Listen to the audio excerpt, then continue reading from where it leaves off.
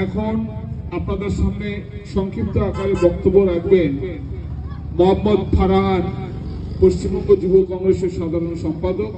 মোহাম্মদ ফারহান অল্প কিছু বলবেন।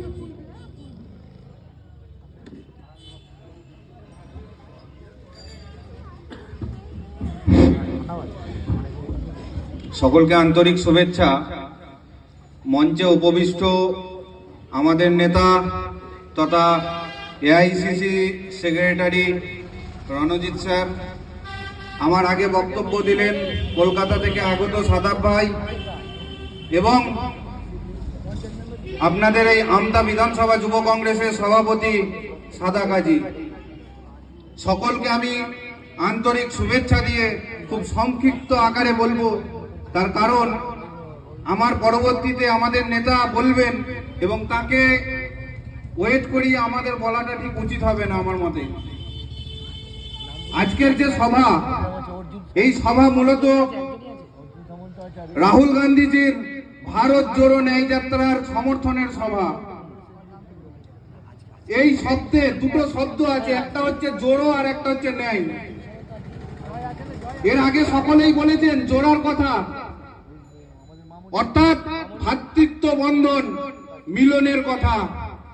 কারণ আপনারা জানেন বর্তমানে যেই ভারতবর্ষের সরকার আছে, যখন 2014 সালের লোকসভা ভোটে এসেছিলেন তার আগে কত কটা কথা বলেছিলেন, তার মধ্যে কয়েক কটা হলে এমন বছরে 2 কোটি চাকরি দেবো, পেট্রোলের দাম হবে 40 টাকা, অন্যান্য খাদ্যদ্রব্য হাফ দামে দেবো, গ্যাস সিলিন্ডারের দাম হবে 400 টাকা।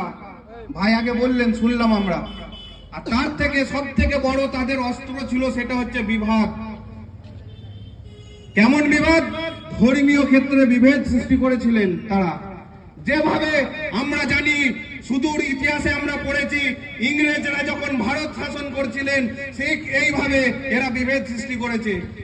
আমরা ইতিহাসে পড়েছি ইংরেজরা ভারতে এসেছিলেন ব্যবসা করতে, ইস্ট ইন্ডিয়া কোম্পানি, কিন্তু এই ভারতে তারা আস্তে আস্তে বিভাদ সৃষ্টির মাধ্যমে এই ভারতকে অধিগ্রহণ করেছিলেন। তারা হিন্দু মুসলিমে জাতিতে বিভিন্ন জাতির নামে, কখনো ভাষার নামে ভারতীয় মানুষদেরকে লড়িয়েছেন, আমরা সেটা জানি। ঠিক সেইভাবে এই বিজেপি, এই আরএসএস এখনো পর্যন্ত কখনো হিন্দুর নাম, কখনো মুসলমানের নাম নিয়ে বিভেদ সৃষ্টি করছে। ক্ষমতায় আসার পর আমরা দেখেছি একটা দল বেরিয়েছিল, গোরক্ষক দল। তারা গোরক্ষক নামের একের পর এক, কখনো পেহলু খান, কখনো তাবরেজ আনসারি ঝাড়খণ্ডে পিটিয়ে হত্যা করেছে, গোরক্ষার নামে মানুষকে হত্যা করেছে, অথচ তাদেরকে দেখা গেছে তারা নির্দোষ।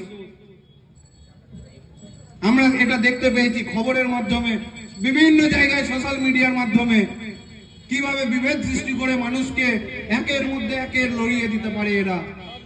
অথচ এরা কখনো বলে মুসলিমদেরকে দেশ ছাড়াবো, সিএ এনআরসির নাম ভাই বললেন, কিন্তু এরা সার্টিফিকেট দেওয়ার, কে দেশদ্রোহী আর কে দেশভক্ত সার্টিফিকেট নিয়ে বসে আছে। অথচ আমরা ইতিহাসে দেখেছি এই আরএসএস 50টা বছর জাতীয় পতাকাকে তাদের হেড কোয়ার্টারে লাগায়নি। তারা বলেছে এই তিরঙ্গা হচ্ছে অশুভ, এই আরএসএস বলেছেন। যখন গান্ধীজির নেতৃত্বে দেশে জাতি বর্ণ নির্বিশেষে, হিন্দু মুসলমান নির্বিশেষে ইংরেজদের বিরুদ্ধে একের পর এক গান্ধীজি আন্দোলন করছেন, এই আরএসএস এর নেতারা তখন ইংরেজদের কাছে মাপ চেয়েছে যে আমাদেরকে জেল থেকে বার করে দিন, আমরা এই গান্ধীজির নেতৃত্বকে, গান্ধীজি যেগুলো করছেন এগুলো আমরা বানচাল করে দেবো। এরা শ্যামাপ্রসাদের নাম বলে।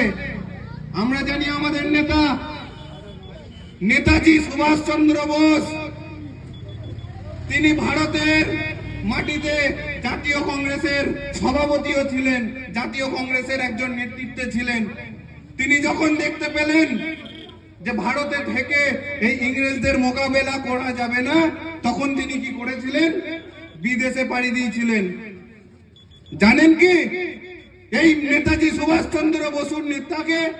তার নাম হচ্ছে, ইতিহাসের খাতা খুলে দেখুন, মৌলানা ওবায়দুল্লাহ সিন্ধি।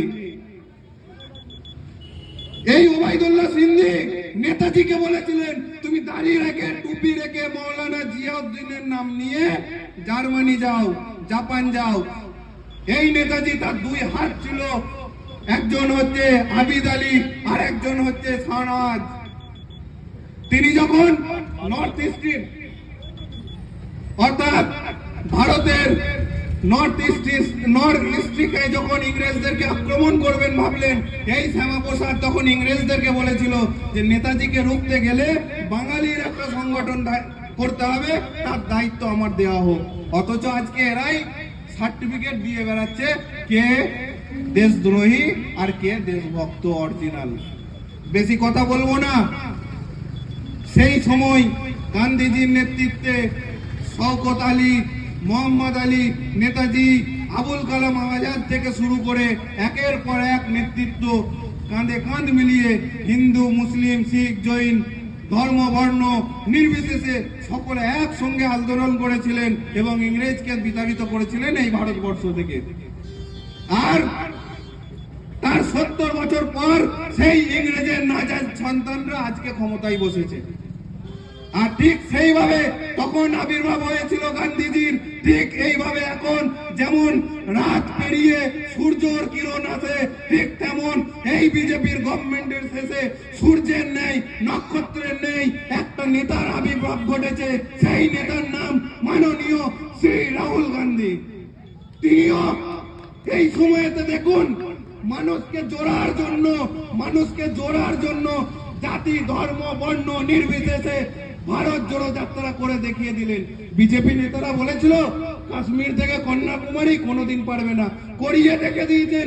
আবার একবার মণিপুর থেকে মহারাষ্ট্রের জন্য আবার বেরিয়েছেন, আবার হাঁটবেন, আবার দেখিয়ে দেবেন জাতি, বর্ণ নির্বিশেষে মানুষকে এক করে এই বিজেপি, এই আরএসএস এর নাজায়েজ সন্তানদেরকে এই ভারত ছাড়া করে দেখাবে। এটা আমরাও করব। তারই সমর্থনে আজকের এই সভা। বেশি বক্তব্য রীতি টানবো না। আমার নেতা বসে আছেন, তিনি বলবেন, বাস এইটুকুই বলবো যে প্রতিটা জন জাতি, ধর্ম, হিন্দু মুসলিম ভাই ভাই হিসেবে ভ্রাতৃত্ব বন্ধনকে এগিয়ে নিয়ে যায়। কারণ এখন দরকার ভ্রাতৃত্ববোধ। একটা দল চেষ্টা করছে বিভেদের, কিন্তু আমরা কখনো বিভেদের চেষ্টা করব না। আমরা শুধু এটাই করব, মানুষকে কাঁধে কাঁধ মিলিয়ে চলতে শিখবো আর মানুষের কাঁধে কাঁধ মিলিয়ে চলবো। এই বলে আমি সকলকে আন্তরিক শুভেচ্ছা এবং আমতা বিধানসভা যুবকেন্দ্রের সভাপতি সাদা কাজীকে আমি অনেক অনেক ধন্যবাদ জানাই। এই বলে আমি আমার বক্তব্য রীতি টানলাম। ধন্যবাদ। ধন্যবাদ ফারহান আলীকে।